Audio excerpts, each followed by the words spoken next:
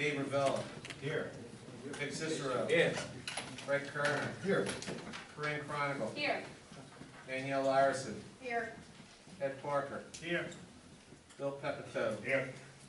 Todd Sanford. Debbie Smith. Here. So we got almost everyone here. We have a motion to adjourn. Do that. I'll second that. We have a first by Debbie, a second by Corinne. Okay, I second. I heard, I knew it was actually me. oh, So who was it? it was Debbie and Dick. That's right. All those in favor say aye. Aye. Aye. There we go. 7-0. Much better. We can sit here if we want, but if he's presenting from there, we may not want to do it up here. The front row is still fairly big.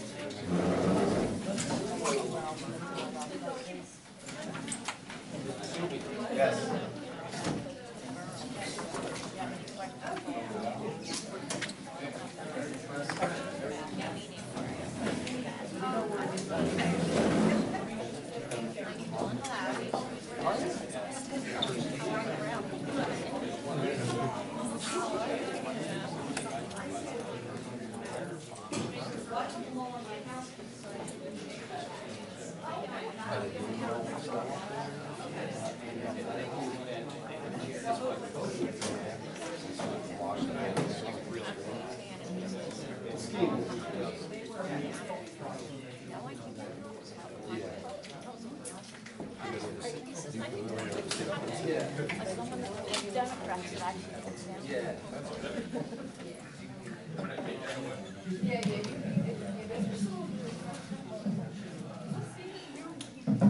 Good evening, everyone. I am State Senator Chuck McElhinney. I appreciate you coming out.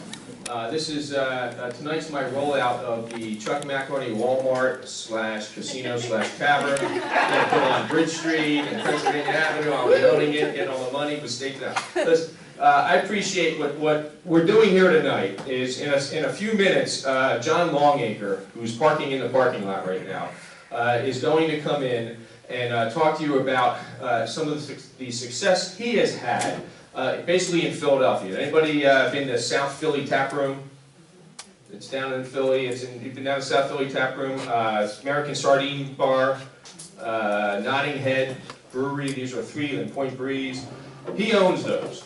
He came in and he put in a tavern and started developing a neighborhoods that were, well, frankly, you would not be caught in them after dark. I mean, these were bad neighborhoods that really were changed over with a base of some sort of a social area, so a craft beer bar or brewery, and then developing around that, and it really has changed these neighborhoods.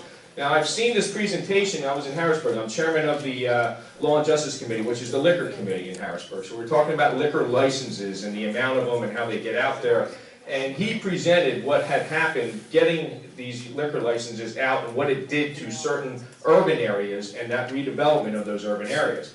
And when I saw that presentation, you know, I looked at it, and I've already been talking to council members. I've been talking to previous mayors going back to 2006. We're saying, what can we do? We're talking about the school district and the funding. So I'm working on funding and getting more for Morrisville because of the situation with the zip codes and Pennsbury and all those things we've been dealing with all those years. Well, one of the best things we can do to actually help raise revenue for a town is to generate that property value, generate the want and the people to want to move back in and have a walking town. And how do you revitalize your community? Well, this was one idea that I saw him having success in areas of Philadelphia. And you know Philadelphia has changed dramatically. If you just want to go back to the 1970s and look at places all around in Old City, in Northern Liberties. My mother just moved into Northern Liberties. She's 73, going on 74, lived in Doylestown her whole life, moved back to a condo in Northern Liberties, and she walks everywhere all day long. Goes to what's the name of that bar? The Standard Tap House. Standard Tap House. has like an early bird special, I guess 4 o'clock at Standard Tap House, and walks back down to her condo. And it's changed that area dramatically. And seeing that kind of revitalization and some ideas, I just said, let me have a good friend of mine as he's walking in here right now to get set up for his presentation. Let him come out here and just kind of walk you through what I've seen already, and with a positive council, a positive school board, a positive community that wants that kind of a change, then here's some kind of a video or kind of a presentation of what it could look like. And before we get into the whole politics whole thing, John Longacre is a Democrat. He's my friend. That's right, I said I have a friend and he's a Democrat. This is not about the politics. This is just about the facts that if you want to make a community, revitalize a community, everybody has to work together, everybody has to buy in. That's the local council government, it's the local school board government, it's the community itself to say, let's try some changes. Let's see what can happen. It doesn't have to be that you're going to put a brewery in downtown Morrisville. That's not what I'm saying to do. But if there's some changes that could happen that get people to want to move in and want to then redevelop those condominiums, and listen, you have a great walk on the river. This could be a really great walking community. You'll have all the millennials, all those things that, now if you don't want a bunch of millennials spending a lot of their money coming in and funding the schools, then you don't want to do this.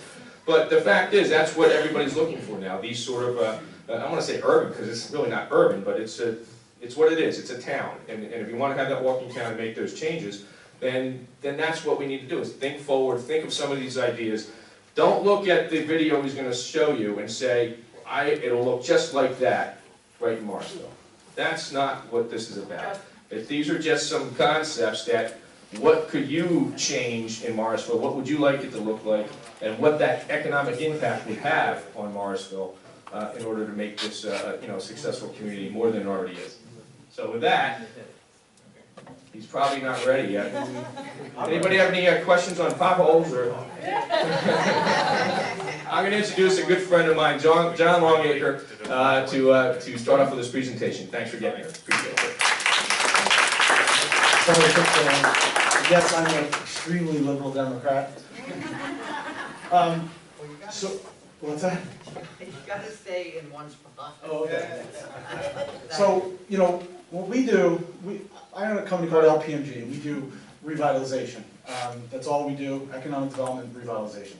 And we kind of do it anti-textbook, because the areas that we operate in don't have the asset values or anything that we can comp to substantiate loan value against what we're doing. So, what they're trying to come up with, they're trying to plug in a slide presentation I brought for everybody. But we kind of go into a neighborhood or an area that has various economic criteria that we look for, and then we'll put an anomalistic business in that location.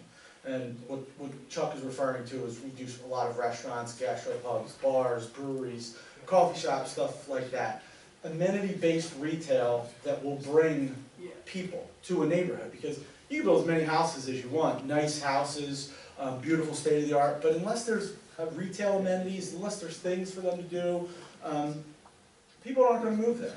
So we'll put in these types of businesses, anomalistic businesses that probably shouldn't be there. And the interesting part about that is, these areas that we go into, national retailers won't go to because they have very, very strict site selection criteria. Big guys won't go in there because it's just too risky. So you need that like middle-sized development company that kind of understands the market, that'll go in there and risk it. So what we'll do is we'll go in, we'll put a restaurant, a gastropub, a brewery, coffee shop, whatever. But we'll be really, really hardcore operators, meaning we will run it as if it's the best place in the city, and it often is. And so we can't sustain these businesses with the local population around these places. So we rely on pulling from other neighborhoods, sometimes other states. In fact, when I first met Chuck, we didn't know each other, and I said that the South Philadelphia Tap Room, and he said, "Oh, I love that place." Well, he lives in Doylestown. So, the fact that a guy who lives up in Doylestown, who's a state rep, knows what the tap room is kind of... I got promoted to senator. What did I say? Oh, sorry. I knew what you said there, I knew it. Sorry about that. Again, I'm I was right off The Democrat disagrees. So anyway, so we pull from all over, and you kind of have to run that level of business in order for it to succeed, especially in the early years. After the businesses are up and running, we bring new lights to new eyes to the neighborhood. Then we can start doing the residential infill pieces. But again, people will not live around areas that have no amenities or no proximities, right? So the major economic criteria we look for is proximity to the central business district, access to public transportation, good housing stock, dense population, significant investment. When I say significant investment, I mean institutional investment, hospitals, stadiums, things like that. And access to big box shopping. If you have any, like 3 or 4 of those criteria, it's probably a good chance you can do some revitalization efforts. So that's the major criteria that we look for. And then, on the infill piece, the residential side, for example, we just built Philadelphia's largest Platinum LEED certified community. And we did it in an area that under John Street, Mayor Street's NTI, Neighborhood Transformation Initiative, was listed as the most trending down section of the city. We did it right there, and we sold it out. The city's largest Platinum LEED certified community. You might want to explain what that is. For Platinum LEED? Yeah. So Platinum LEED, it carries the highest green certification that there is on the earth, right? So the houses are super, super eco-friendly, they're super, super tight, you have to meet all kinds of strict criteria to make these LEED certified, from everything from insulation to, the heating system. I mean, it's just really, really intense. Stormwater runoff, they all have green roofs. So we sold that whole entire community is built on a Browns field, a federal Superfund site. We got no tax money, no subsidies of any kind. So the fact that we were able to sell the city's largest Platinum LEED certified community in an area that was trending downward on the NTI initiative is only because of the retail amenities that we put in that neighborhood. We simply would never have been able to do them without the South Philadelphia tap room, not the standard tap room, or Ultimo Brew, or Rachel's Pantry, or any of these things that are in there now that draw population from other parts. We simply would not have been able to do that residential infill piece. How we doing? It's not going to work. There's no USB input for the actual TV. There's USB ports, but only for power. Right. So that HDMI thing that they have in there is the only thing that you can use? How about screen mirroring or anything?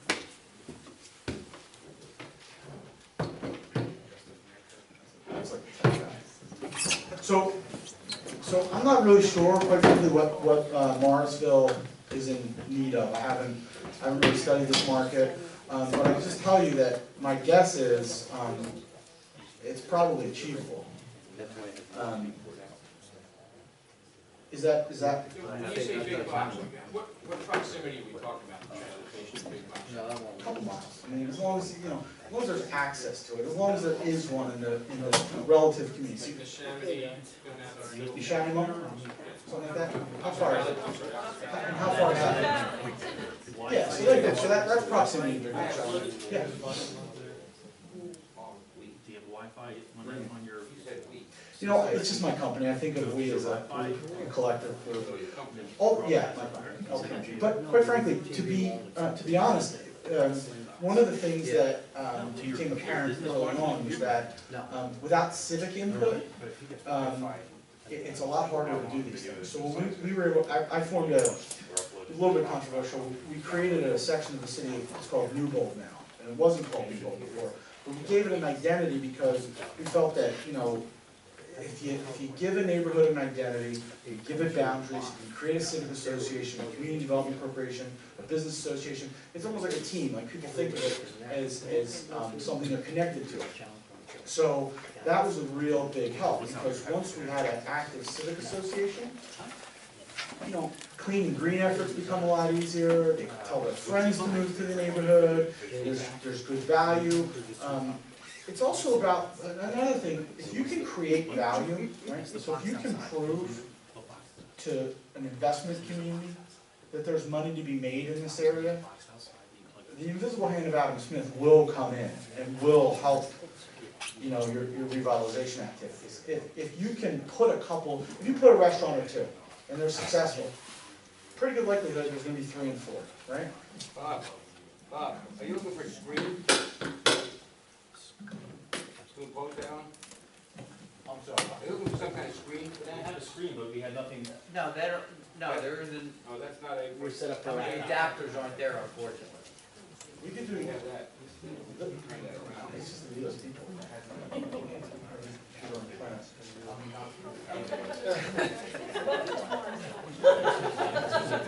I don't even know, I'm not familiar with where that adapter is, but I'm pretty old.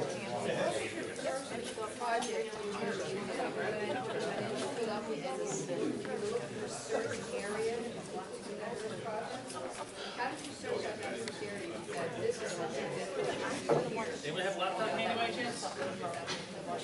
Kurt, What do you need? A laptop handy. I was an intern for Maryland. Does it have a USB in it? Yeah, Beautiful. Some tire shop in South Philly needs something, go fix it, right? I'd have to walk from City Hall to South Philly. And I was blown away at how you would go 2 blocks and presumably being another country. You would go through the nicest part of the city to the scariest part, you know, 2 blocks. And you could still see the skyscraper, so I was over I just didn't understand how that could be. So when I formed a development company, I said, look, okay, this geographic area has such incredible proximity to center city. What is that? This is like a connector, maybe it has the right connectors for you. Basic economic criteria that exists in this neighborhood, but a block over it doesn't for some reason. So I was intrigued by that, and we set out to kind of create a vision. John's getting his laptops. We've used it on laptops before, so we should be able to plug his And then after his looking at it for a PDA long into time, the laptop and the right projector. combination. So you still need to know how you guys' business is, nobody's going to Matt, right? risk anything No. because it's. He's saying, cool. We had that should work out. So the first thing we did in that neighborhood was the tech. And within 3 years, it was rated the #1 craft beer bar in Philadelphia. In 3 years. And then a couple years later, we did Ultimo Borough. And the Ultimo Coffee Park was rated #1. This will transfer data. Just last year, our American Sardine Bar was rated #1 in Philadelphia by Philadelphia Magazine. That's Barnes.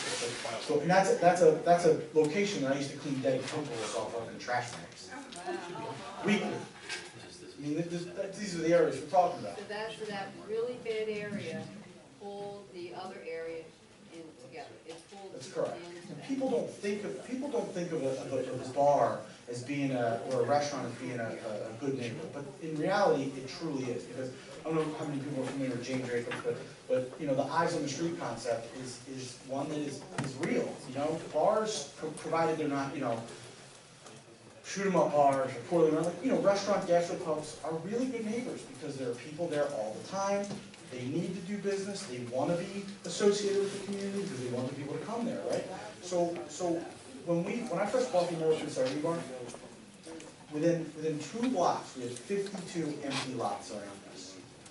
3.5 years later, how many lots are there? Empty lots? 0. Up 1. And they're all filled with new residents and new construction houses. Right? That is, without question, because of us. There's no such thing. There's no such thing. In South Philly, it's worst parking in the country. There's no such thing.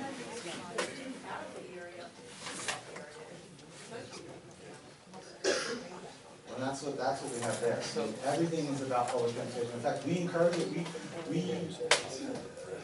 We just know there isn't parking, right? So your life has to be based around it. We encourage bicycling. There's bicycle share in Philadelphia. I don't know if they have that here. I don't know how much retail there is in here. Is there any retail? Very good. So is this borough like Bristol Borough? Polar opposite. Some of the established identity and things that are in the community and tie them into the things that you're bringing in? Yeah, in fact, Initially? it's funny you say that, because the term Newbold, which is what we renamed the neighborhood, is Pick Street, where the taproom is located on Pick Street, on the old city maps was called Newbold Street. Newbold was a philanthropist at the turn of the century. So that was a direct tie-in. That's where we got Newbold from. The Platinum LEED certified community we just built is called Re-Newbold, right? So yeah, we try to do as much as we possibly can.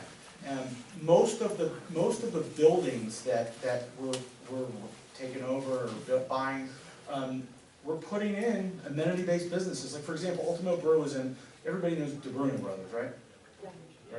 It's in the first of Bruno Brothers. Yet that building had been abandoned for 27 years before we bought it. Now it's also a coffee shop. So a lot of the stuff we're doing now, like we're doing a lot of CMX zoning reuse, new innovative uses for existing commercial structures. So these two blocks we're working on heavily right now in South Philadelphia. One's Bancroft Street, one's Chadwick. They run parallel, but it's right behind one. I'm not joking when I say there are 37 auto repair shops on those blocks. 37, right? So we just took 2 of them and turned it into a brewery. We took another one, turned it into a vegan restaurant. We took another one, turned it into a custom loft house, right? Just rethinking stupid uses. There isn't really a reason for a neighborhood to have 37 auto bodies or auto repair shops, right? When there isn't of this or there isn't of that. So we're trying to bring light commercial use to the area, but that requires thought and risk. And what I was saying earlier, the tricky side is the financing side, because you have to have a bank that believes in you, that understands there's no prevailing asset values there at that time. So it's a little bit of a dance, but once you establish your credibility, you can do it. But I have no doubt that the revitalization efforts in Morrisville are achievable. It just has to be a well-orchestrated plan.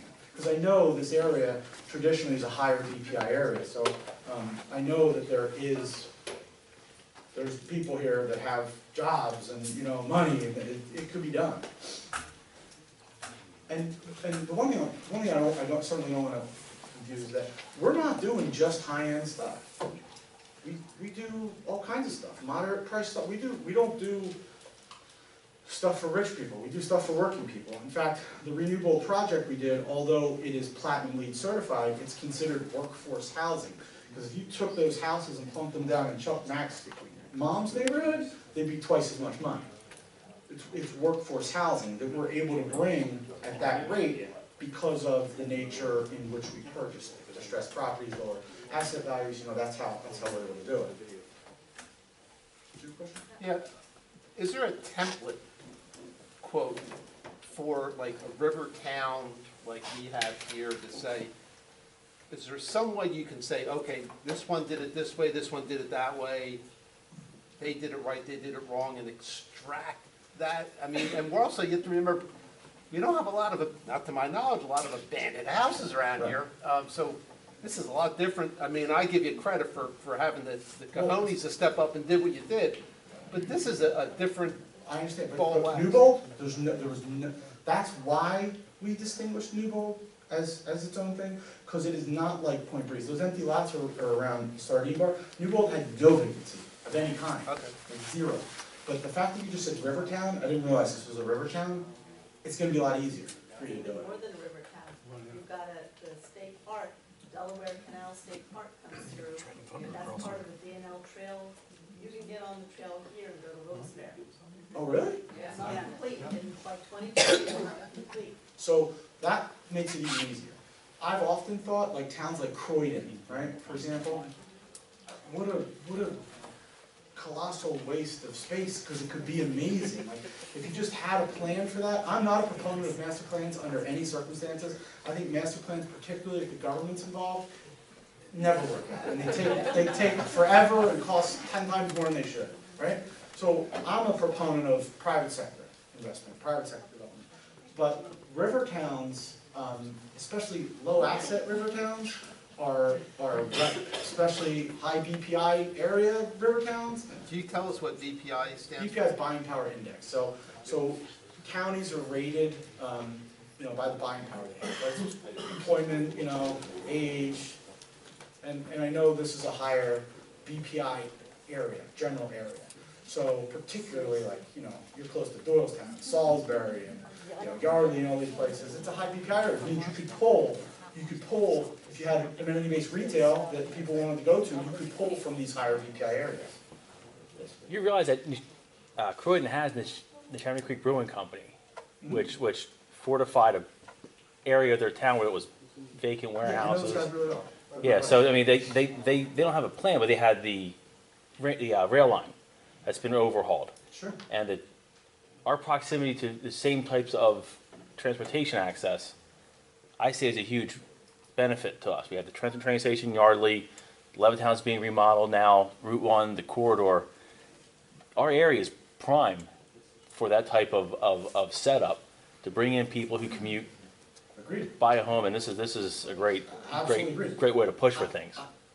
Little known fact, I bartended in Croydon at a place called J. Alexander's for 5 years when I was in college, so I know that town really well. And I remember, Jack's behind it, and Marine and everything, and like, it's such and it's got State Road right there, and the tie into Philadelphia, and 95, it has all the economic criteria that I was talking about, right? Right. And yet, until the Chamonix Creek, really. It was nothing. Exactly, so that's my point. Oh, yeah. If you could carve off a couple of buildings or pieces to start with, get something moving, I guarantee being on a river town with all of this, like he just was talking about these economic assets, it could easily. What are we looking for on there? What file? The February 2nd. February 2nd. LPMG, it's under documents, LPMG, profile 2/2 is the date. Beautiful, thank you. Yeah, it's even easier. Like we're in Atlantic City right now. The whole world thinks Atlantic City is exploded and is collapsed. It's just not true. There's so much development going on in Atlantic City right now that's non-casino related, probably more than at any time in the last 25 years, right? And yet all you hear is bad news, bad news, bad news. That market has recalibrated so drastically. Guys like me can go in and do cool stuff at rates that allow us to bring to market affordable stuff, which sometimes you need to let the market recalibrate. And in Philadelphia, it was a little bit easier for us because I could walk 2 blocks and I'm in a recalibrated market.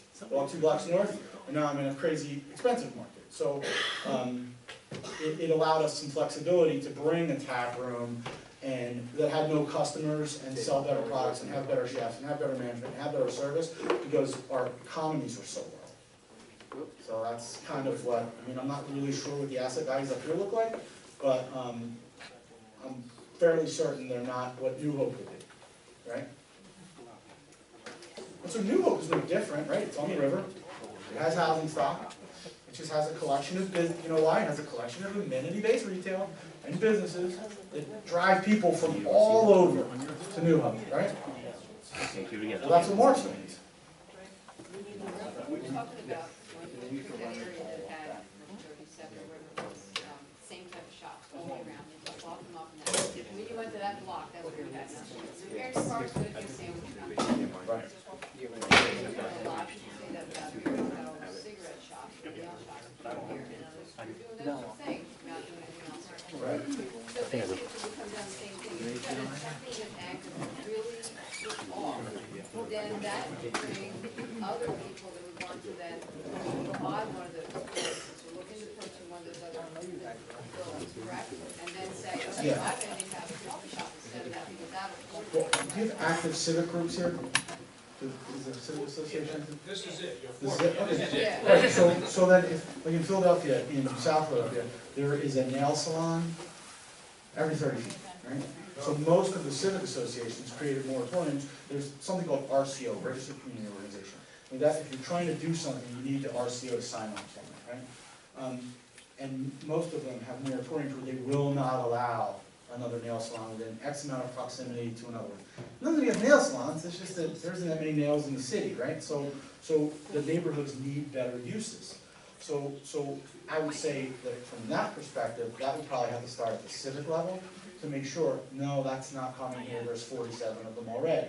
Here's what we need, come up with a list of items that you need. But everything really starts at the civic level, I would think, in terms of laying out what we're looking to do. And then when the civic level has that kind of figured out, then you can look at your assets and say, we'd like to see this here, we'd like to see this here, and then you go out to the private market and say, you know, what can we do? And if there's any, I don't know if there's any city-owned or state-owned, any pieces around here that maybe he could wrangle loose for you, get somebody to start. That's a good question. Are there any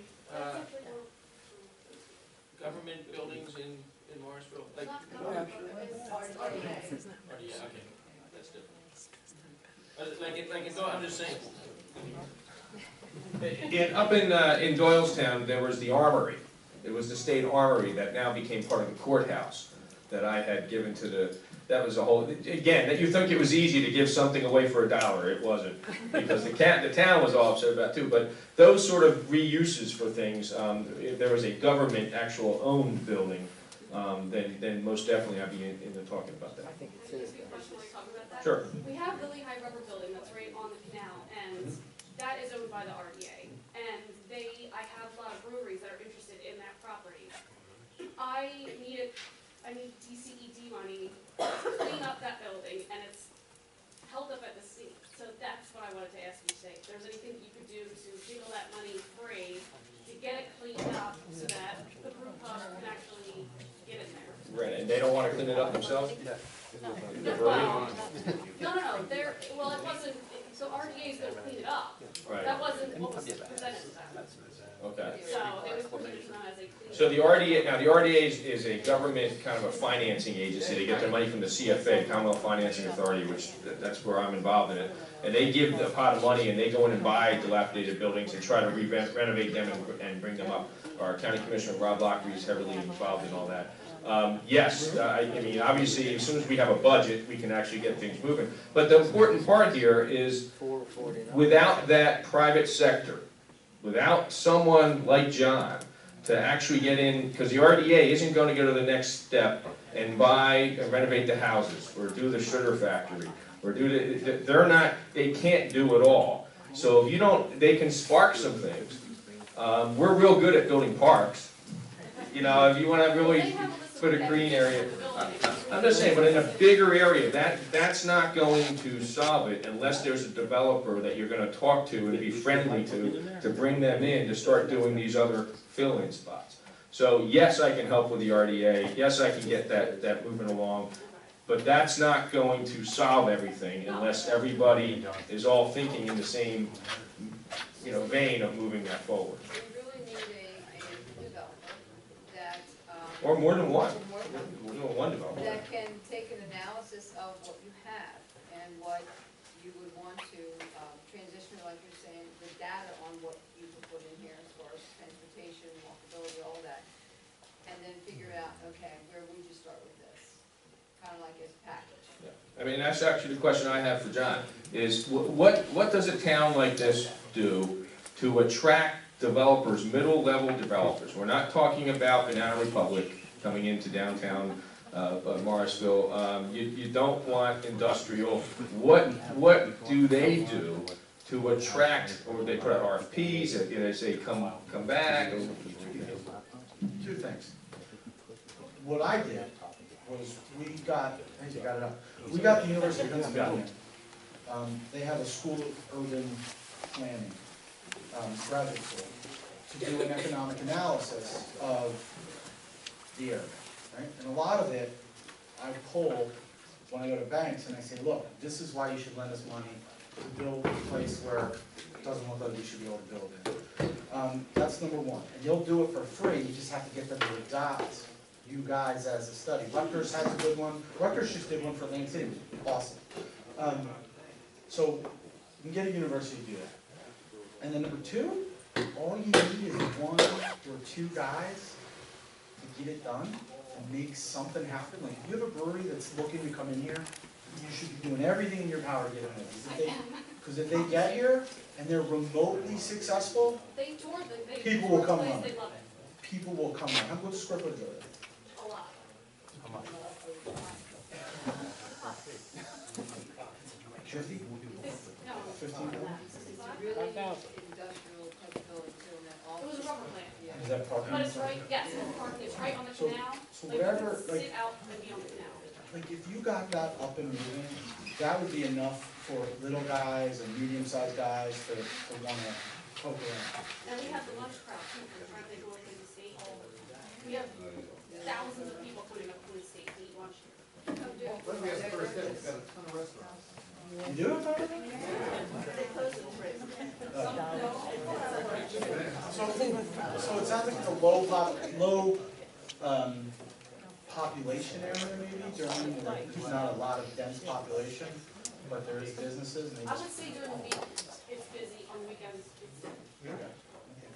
So where would the infill come, on the river? yeah, I think so. Is it like a downtown strip or something? Yeah. So what, I mean, what I can do with Senator McElhaney is try to get one of the universities to look at doing the economic study. And then with these slides, I'll show you exactly what they can do. I didn't pull the whole study. The study they did for us would have cost $250,000 if we'd hired an outside consulting firm. They did it for free. It was 111 pages, and it was like, look, this is what's here. This is what could be here, and it was on point. I mean, we had that done in I think 2005, and just about everything in that study we've done. So it's so I'll go through it. Let me see. Yeah, they got it. Can we? This is kind of primitive, so tell me where you are. Okay, just start at the beginning, we'll just go through it. All right. Can you put the lights a little bit? I can hear you, so whenever you're ready. start with the first slide.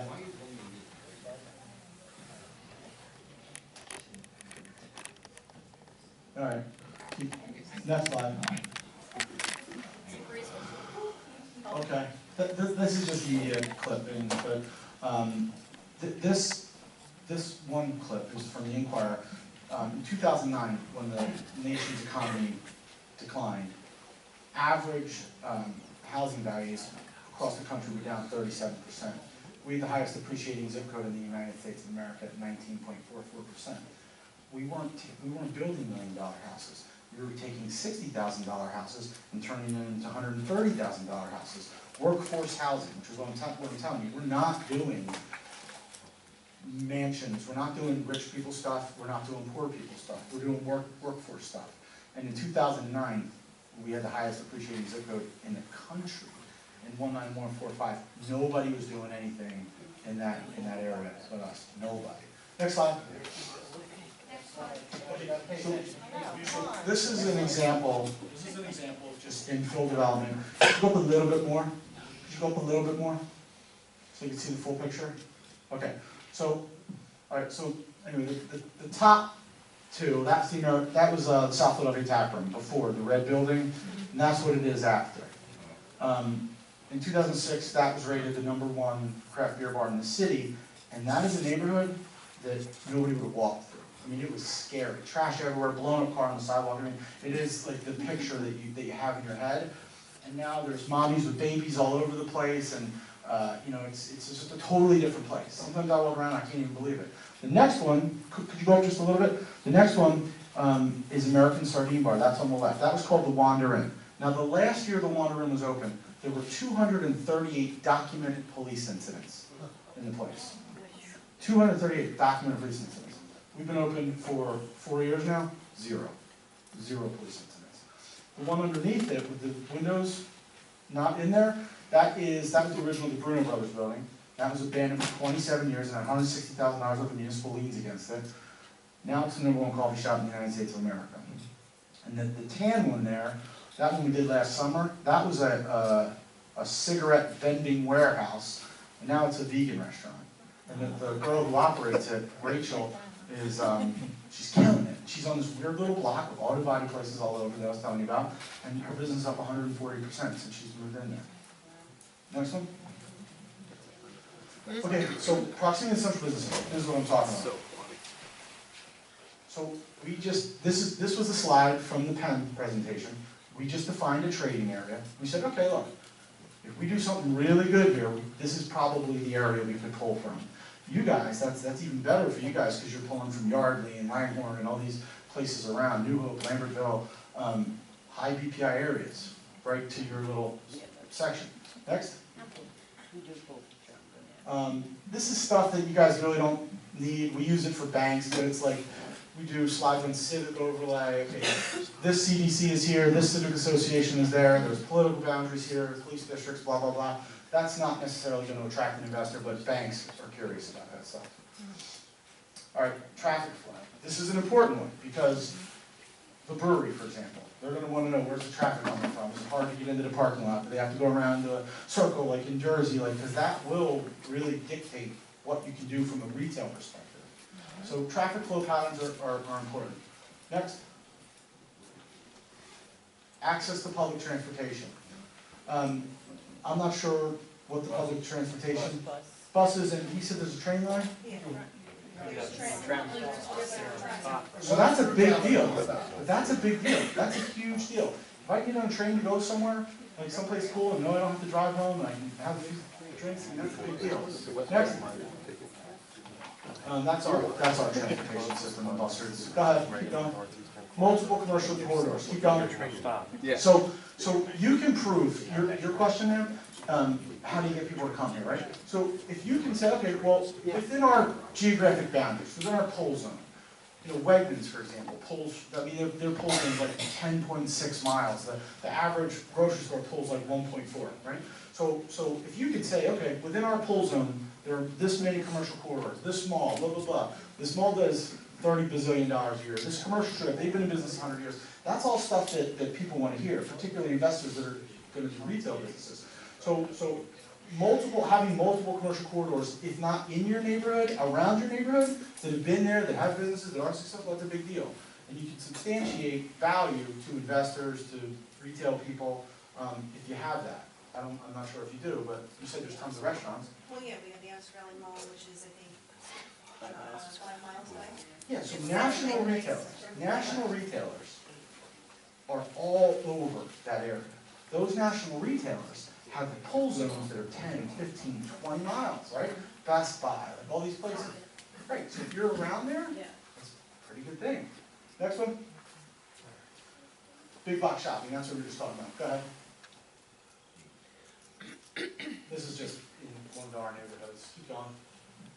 Housing stock. So that's important. If you have all these houses on the river that are low value, they're high value. You don't have housing value. So there's no. Okay, so. But in theory, those high value houses have high value, right? So that means other houses that are within them should also or could also have high value. That's good. That's comping that we didn't have that. So you'll have relatively higher residential comps in the neighborhood, I would think. You keep going. Median household income. This is all the boring stuff. This was in here. It's all stuff we talked about. These were slides I was going to talk about as we were going, but keep going. This is important. This is important for us because we're in the city and there's a restaurant on every corner. There's something on every corner.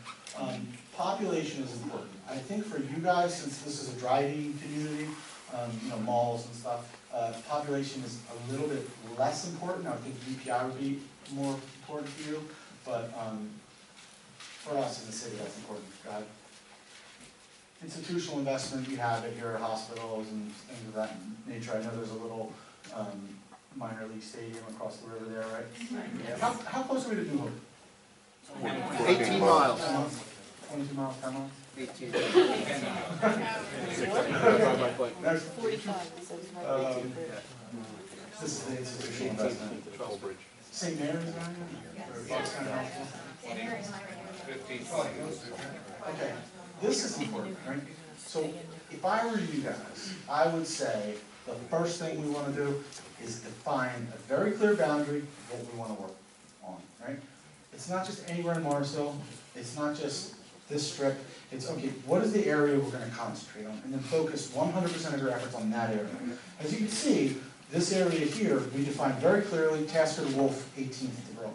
Now, 10 years later, we've gone beyond that, but that was the area that we concentrated on, very specifically because the Passyunk Avenue commercial corridor we felt would be the easiest thing to start with, and that was right in the middle.